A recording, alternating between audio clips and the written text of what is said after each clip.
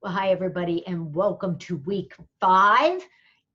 You have made it through much of the difficult part of the course and are now beginning that transition toward the final paper and the learning that accompanies it. This week is a little bit different because you're going to be asked to discuss some of what you are now beginning to read and research, particularly around your issue of injustice. Now, let me come back to sort of the big picture. Those who have had a class with me before know that I think about the course progressively, that each week is intended to build toward all the learning for the end of the semester and for the paper that you're writing or whatever the case may be. So we began putting in place some basic concepts like intersectionality, like social location. We began to consider what our social justice issue might be. And then as we turn to ecclesiology, trying to get some of the frameworks we might be able to use to understand what the nature and the purpose of the church is, or should be, that we are using ecclesiology to help us think about why we aren't who we ought to be and don't do what we ought to do. Not simply as individuals, but as the body of Christ and the institution that is to represent the body of Christ.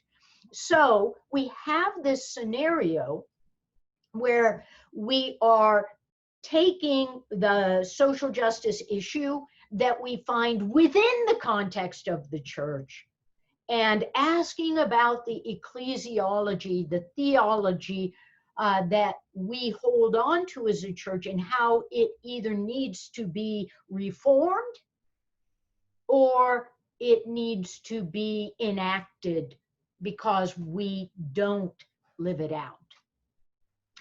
So we looked at a couple articles last week that were intended to help us think about how social justice and issues of the church might be put into something of a theological and ecclesiological framework. We're trying to build toward the end. And your papers on reform, some of you did a wonderful job of connecting it to the larger notion of the church. Some of you took it as a reforming of an individual church. And that is to me more of a leadership problem, not unimportant, mind you. But we're trying to think more theologically in this and what it means to reform a denomination or reform a system that has embedded injustice. What are some of the ways we can move it forward? And many of you picked up on in the forum where I asked, what are some of the specific techniques that I mentioned in my article? Things like listening. How do we get a system to listen to those voices that are marginalized? For instance, our denomination has created agencies or caucuses that are supposed to do this, but we don't listen to them. They speak, we don't listen. So these are some of the kinds of things that we've got to raise up and begin to wrestle with. I don't think any one of us has the answers. but I think every one of us has the ability to dig into this and to grow in our own understanding and therefore our own ministry.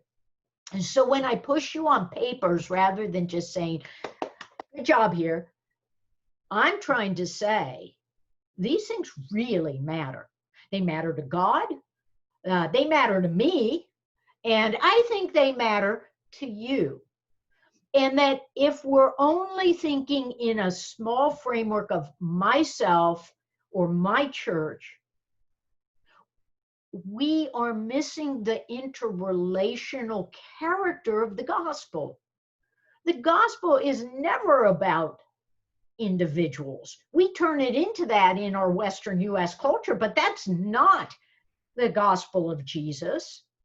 It is always about the way things interrelate.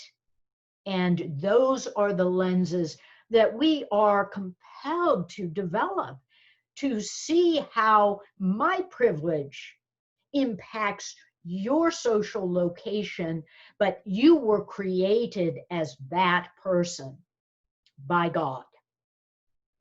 So as we move forward, remember, keep doing the best you can to connect the dots. Keep thinking of the overarching sort of goals of this course, ecclesiological reform, how that leads to reform of the injustices we see embedded in our churches, our denomination, our way of reflecting Christ in the world.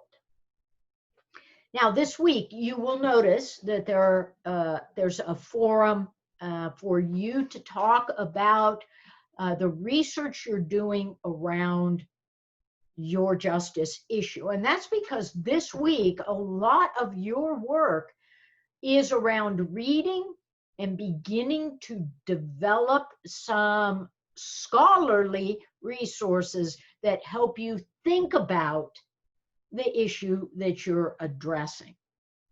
Again, you're not finding the answer, and you can't look at everything. But my whole framework is that everyone develops in some way a deeper understanding. If we go through a course together and your thinking isn't at really a different place than when you began, I haven't done my job, or maybe you haven't done your job, because that's the goal, is that we are to be growing, and God calls us, the Spirit leads us to grow in what we are able to think and articulate and do on behalf of Christ in the world. So, do your research this week. Find a couple things that are really going to help you think more deeply. Help me to learn something by what I read in your papers. And remember, you've got an annotated bibliography that is your short paper. I want to know what you are looking at and how that's going to help you construct that final paper. It gives me a chance to come back with questions and to push you to think more deeply. Okay? Can't be anybody other than who I am, and that's who God has made me to be. So keep at the work, and hope that this week raises up some good questions and some good conversations.